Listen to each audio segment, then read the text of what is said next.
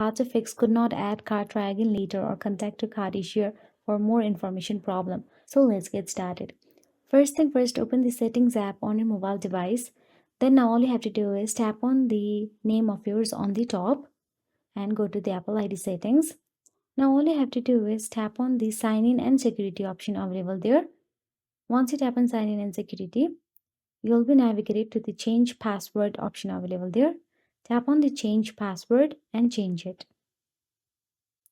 Now you'll have to enter your iPhone passcode first of all.